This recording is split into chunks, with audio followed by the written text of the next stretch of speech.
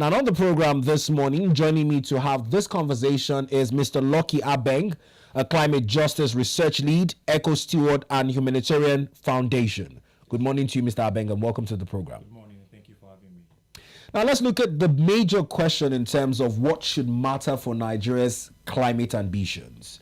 In a country, when you look at the contribution in terms of percentages as against what the world and industrialized nations are contributing, we have high ambitions.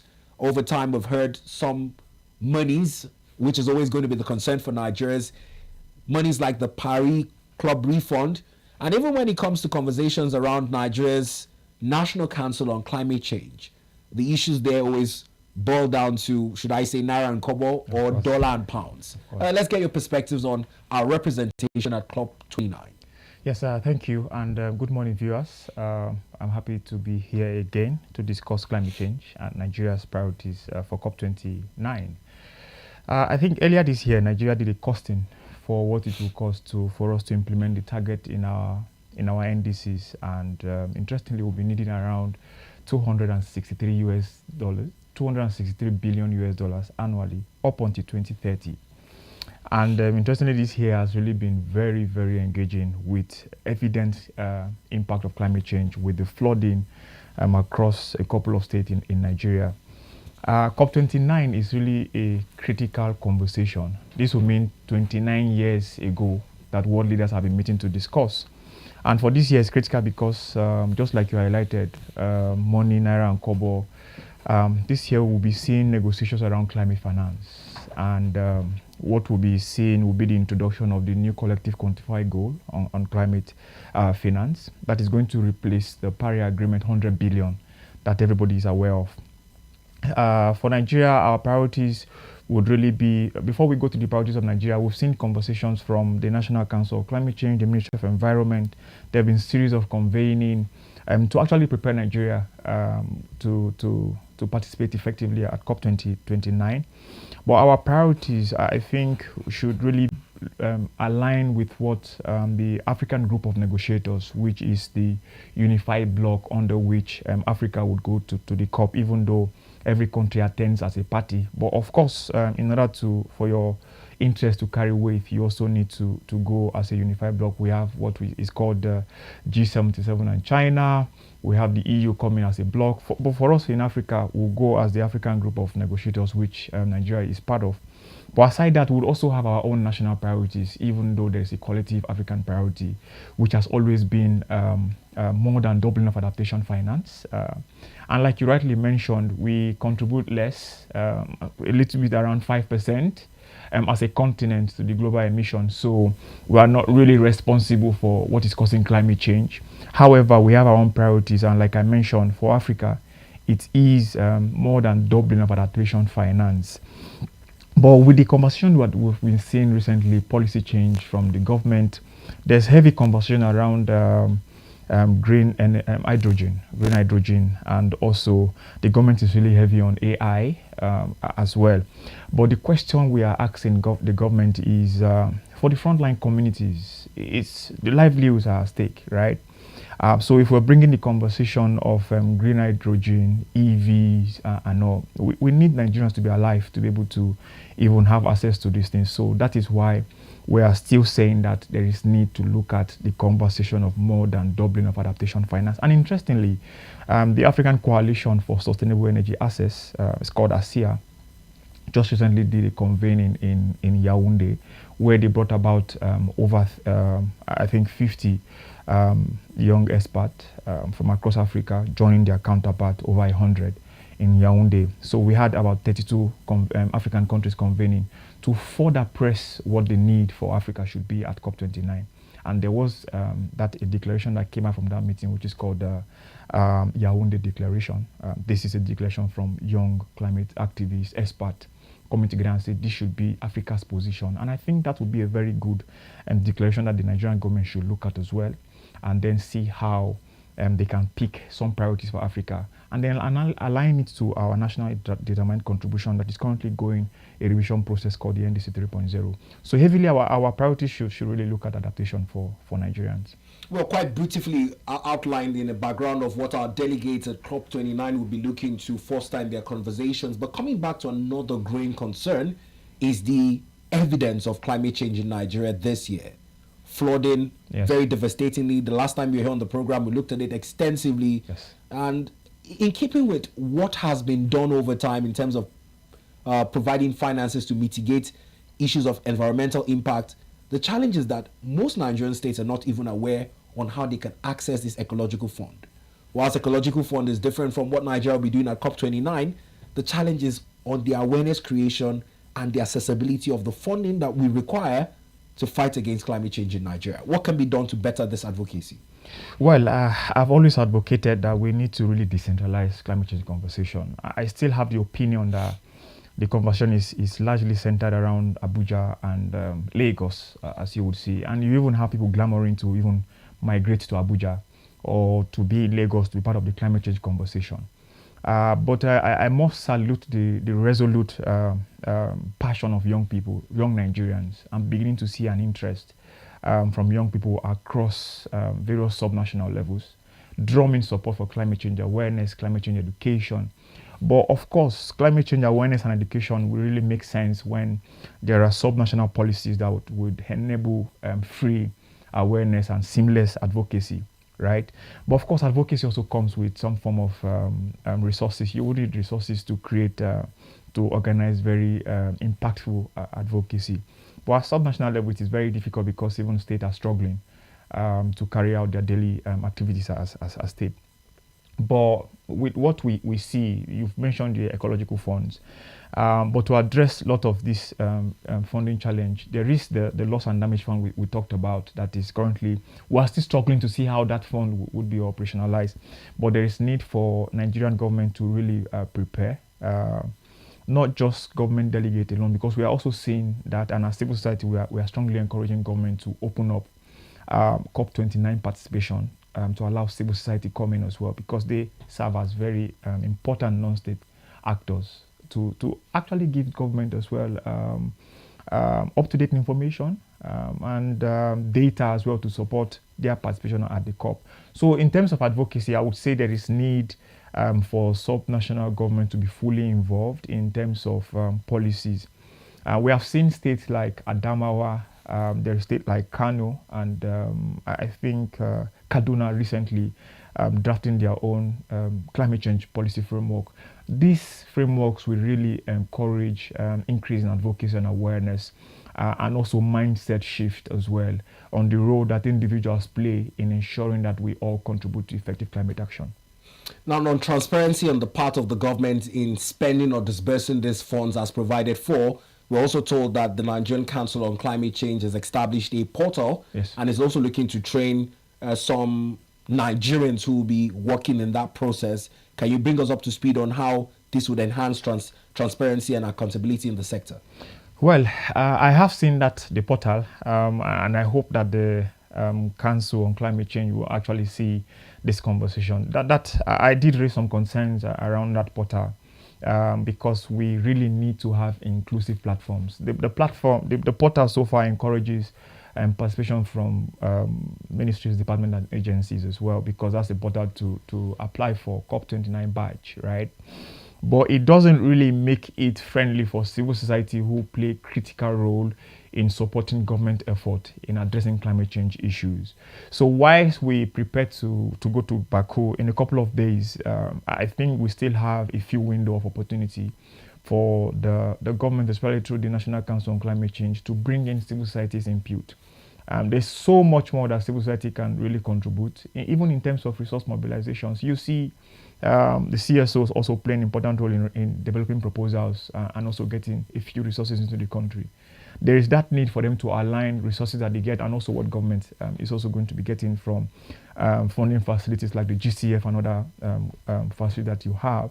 If we bring this together and work in a collaborative manner, I think we can achieve so much more than allowing the government alone to carry the burden. So we're calling on the government as EcoSteward and the Humanitarian Foundation to really look into the portal, because I'm aware that portal is for badge application alone. we're looking if this is going to also metamorphose into probably a permanent portal for other kind of engagement for the council. But for now, I think there's room for improvement to make it more inclusive. You had also talked about the fact that countries attend as parties at COP29, but it will be stronger if our voices are concerted under Africa as a bloc. Yes. But there are now challenges in how much was apportioned to Africa in previous COPs. This is the 29th edition. Yes. And over time, they said only 20% of the global adaptation of finance between 2021 and 2022 was received by Africa. Do you have any convictions that the European Union or even the United Nations Assembly would also more like upscale the amounts being apportioned to Africa as a bloc? Well, interestingly, the African Group of Negotiators, the AGN, because like I said earlier, we are looking at the new collective quantified goal. There are issues around the NQCG, as they call it. They've not agreed on the quantum yet. But the AGN has, in their last meeting, proposed a $1 trillion as the quantum for the new quantified collective goal on climate finance. And I think this just really shows how ambitious we should be. Looking at the challenges and the issues we had with the Paris Agreement, where world leaders had agreed from developed countries to commit 100 billion every year up until 2025, but we couldn't really see any transparency because at COP28 in Dubai, Africa also raised that issue that we need evidence. Show us how you said you've met the 100 billion, but there were no clear evidence. And I think it's important to mention here that there is also a campaign by the Pan-African Climate Justice Alliance. It's called the Keep Your Promise campaign. These are campaigns that really wants to hold developed countries to account and say, you made a commitment for $100 billion, and Africa has seen that we contribute less. We are suffering more the impact of climate change, right? So if we can't trace the 100 billion, and then we are going to start negotiation around the new collective quantified goal, and Africa is already proposing $1 trillion through the African Group of Negotiators and other. There is need to really keep that promise and then see how clearly Africa can be able to access some of this finance in a way that is going to be easy to access, because there are also a lot of bottlenecks. We see issues with the Green Climate Fund. It's very difficult to access, and other funding. So yes, we are really drumming support, and I think once again I would really recommend that the government of Nigeria look at the Keep Your Promise campaign and also the more than doubling of adaptation finance Yaoundé declaration. It holds so much strong requests that Africa could look on, and Nigeria could leverage on some of those to also be in the negotiation room and say this is where we think we really need this finance to go to. Now, hampering on the adaptation funding, is also important to look at some of the numbers that Nigeria is also requesting for. Nigeria, under its national adaptation plan, is requesting for over $142 billion. That's true. And they're citing the fact that this year alone in Nigeria, 34 states were affected, 217 local government areas, and over 1 million people were affected. Yes. They are saying that this money should also find a way to trickle into the pockets of the victims of flood through what they are saying should be a grant funding. Is this indeed some of the advocacy that Nigeria needs to re-echo in Azerbaijan? Of course, interestingly, yes. The call from even Yaoundé, the Yaoundé call clearly stated that we would need grant-based finance than loan, because if you look, we're already as developing countries indebted to the IMF, the World Bank, and we can't continue collecting loans because if you're giving loans is not climate finance. You can't call loans as climate finance, you know. The Global Center for Adaptation really raised concerns from their 2023 report that there's been a decline in adaptation finance, about 7% from 5%. We're seeing a decline. So whatever amount Nigeria has captured, if you look at our NDC costing, 46% of the total amount we're looking for from the $263 billion, 46% in the Nigerian government is saying will go to adaptation, right? But there are strong needs that funding that we are requesting has to come as grant and not loans, because we are already overburdened with loans from even COVID era. We are still paying loans, and if you look at how the economy is going, inflation rate is terrible. We can't really survive and really feel the the impact of climate solutions if we get finance that are loan-based. So yes, one of the requests to COP29 in Azerbaijan is grant-based financing. Now, whilst we talk about climate change, and it might sound lightly vague to a number of persons, one of the issues or the impact of climate change, which is very relatable to everyone, is when we relate it to food security. Yes. Now, a lot of farmlands devastated during the floods. We're looking at the impact on livelihoods of the agricultural system in Nigeria. Yes. In terms of advocacy, I know we've talked about the ecological fund. Are there no other issues in terms of food security that can be presented as a case at COP29? Of course. So the entire conversation around food security all boils down to the negotiations around adaptation, right? Because you have agriculture under adaptation, and there are issues around agreeing what text should be used. Is it food security? Is it agroecology? And all. So I'm really keen to know the negotiators who are going, because sometimes it's very difficult to even know who the negotiators for Nigeria are. Negotiating the various tracks that we have, or the thematic focus that we have. We're looking forward to seeing who the various negotiators are, especially those that will be going on the track of adaptation. Because just I think 2 weeks ago, a few of our colleagues returned from Addis, where they had the agroecology summit. This is also Africa trying to prepare to ensure that we see clearly in the negotiation text that agroecology is really captured, and then we have a clear roadmap of how we intend to address the issues of food security in Africa. Whether with the flooding that we've seen, the issue those who are dependent on dry season farming are also going to experience their own challenges as well. So we are really facing a huge crisis of food security. And we hope that when we get to Baku, we'll really get some good outing around those things. But we are preparing also advocacy messages as well. I know as civil society, we will be meeting in Baku to ensure that we leave no stone unturned in ensuring that we bring up the issue of food security, and also, of course, in general adaptation.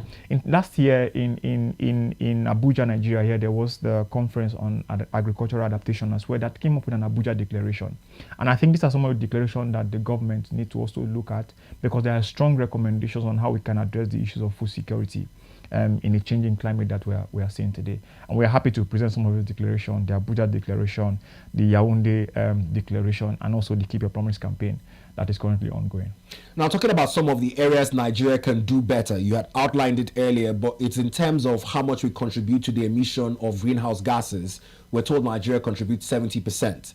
Now, there have been conversations around rural electrification projects and the use of renewable energy, particularly mini solar grids in rural communities. But the cost of this renewable energy, you had mentioned EVs earlier, continues to draw concern. Yes. The administration of President Bola Ahmed Tinubu also talked about the presidential CNG initiative. Over time, Nigerians have analyzed how slow it is in the rollout of such vehicles and initiatives. Is there anything that can be done in line with this representation at COP29 to speed up these efforts back here at home? Yes, thank you for that question. What can be done would really be to invest in research and development, R&Ds. And I look forward to seeing that the government delegation will go to COP29 with the academia, represented from the academia. There was the event that held last month, and there was what's it called now? An exhibition for an EV car. And then when we asked the exhibitors the cost for that EV car, it was roughly around 30 million. It's still really expensive, right? This is due to the fact that they said most of the parts for these vehicles to be assembled were all imported, right? So it's high time we start getting our academia heavily involved in these conversations. For those who are even using solar, we now see that there are recommendations to leave tubular batteries to lithium batteries, because you feel they have longer shelf lives. And the lithium batteries are even more expensive. So for those who have invested a minimum of probably 2 million to get tubular batteries, they are now being told that they need to migrate to lithium batteries, right? So if we begin to invest in our research and development, we have a lot of technical schools in Nigeria who ought to be part of this climate change conversations of renewable energy. We're still experiencing the issues of national grid collapsing, right? So if you have people generating their own power through the various energy mix that we have, first of all, I think we must acknowledge the effort of the government of the day, starting from the last administration, decentralizing power and giving access to other players to also generate electricity. But then we now need to invest more on our research and development to enhance the level of renewable energy and the kind of renewable energy assets that we even provide to the people. Maybe if we have that, we can start seeing cheaper versions or more affordable, because the SDG 7 say it has to be affordable energy. We don't have affordable energy currently. It's still really expensive energy, and I think one solution will be to heavily invest in our research and development in the country. Now, and if you just tuned into ADBN television, it's a conversation on Nigeria's interest ahead of COP29 scheduled for Baku in Azerbaijan. With less than 11 days to go, Nigeria's delegates are packing their bags and getting ready to push the course on climate change as convened by the United Nations Framework Convention on Climate Change. Now, it's pertinent that we put it into perspective following the outcomes of the impact of climate change in Nigeria this year. We had earlier told you that 34 out of the 36 states in Nigeria were adversely affected by floods. 217 local governments impacted and over 1 million persons also losing livelihoods. We had looked at states like Bauchi, where we saw a lot of persons displaced and resultantly accommodated in IDP camps. But in keeping with all of this, what is the Nigerian Council on Climate Change doing, and how would post-COP29 inform Nigerians more on the position of the governments to protect their interests? With me in the studio is Mr. Lucky Abeng, and we've been discussing on some of the highlights of these features. But in closing, yes, the issue would be 29 years after, post-COP29, how do Nigerians come back to the table and be able to point at this and that and say, these are some of the outcomes and these are some of the agenda-setting milestones we have recorded as a country in keeping with tackling climate change? Yeah, I'm really looking forward to Nigeria's post-COP29 conversations. First on the list would really be to return and confirm to Nigerians that the loss and damage fund has really been operationalized, and also this is the framework through which we can engage through some of those funds, and also to know if the new collective quantified goal framework was really adopted, what are the opportunities within this, while we also continue other areas of advancing green energy or green hydrogen, as the conversation may be. I think the last time I had the opportunity to have a conversation with the essay to the President on climate change, he was really mentioning some of the priorities of Nigeria to really include exploring the AI option as well. It's good to explore AI option, artificial intelligence in data capturing, because we really need data to back up our claims in Nigeria of the impact and effect of climate change. Most of the times we bank on data from either the World Bank or the IPCC or other regional body, but we need to now start generating our own data to influence the kind of frameworks or enhance the kind of frameworks we have. So for post-COP29, it will really be good for the government of the day through the National Council on Climate Change to bring together civil societies who are also going to be at the COP as well, to harmonize our participation at the COP and also accept recommendations from non-state actors and then harmonize whatever framework we need to come up with. I'm aware that by February of 2025, our NDC 3.0 should be ready to be submitted to the UNFCCC, which will also now show us clearly what Nigeria's priorities are going forward in the next 5 years. But yes, we're looking forward to what post-COP29 will hold for Nigeria. Now, there's also the role of big brothers to Nigeria, the likes of emerging economies like China, Saudi Arabia, and the likes. It's also on the shortfalls of funding. I remember in COP27, one of the issues there were, despite beautiful projections on paper, there was that shortfall in funding. Yes. Do you think that some of these emerging economies who thrive lively on industrialization, which adversely affects climate change, would have the sincerity of purpose to also lend a helping hand to Nigeria and the other League of African Nations? Well, that question, we're even looking at the US election right now because they also play a very critical role. Donald Trump, if he comes in, he's saying he's going to pull the US out of the Paris Agreement, which is going to be a really big blow because the US as well need to really pay a lot for the climate change that we are seeing. But for China, for Russia, because I think the major three polluters, you have the US, China, and Russia as well. We really need to hold them to account, right? But we are just really following up what the conversation looks like, and in terms of we've not really seen commitment. There's been a decline from developed countries who are supposed to be contributing to the various climate finance fund that we have, which should be some of the reasons why we've seen a decline even into the finance that even countries from the global south can access. But we would really be on their neck at COP29 in Baku in Azerbaijan, hoping that when we return, we will see some clear framework on how we can assess. Well, we have about 5 minutes to wrap up this conversation. I'll borrow something from what you said, holding them by their necks. Yes. And in my interpretation, it's operationalizing climate justice. Over time, they talked about the loss and damage fund as a way of holding such nations accountable by mandating them to pay some sort of compensation into it. I don't know how that is working, and is that indeed the only way to operationalize climate justice? The loss and damage fund was really pushed by even African countries, the African group of negotiators at COP27 in Egypt. It took a while before we saw the operationalization of the funds in COP28 in Dubai.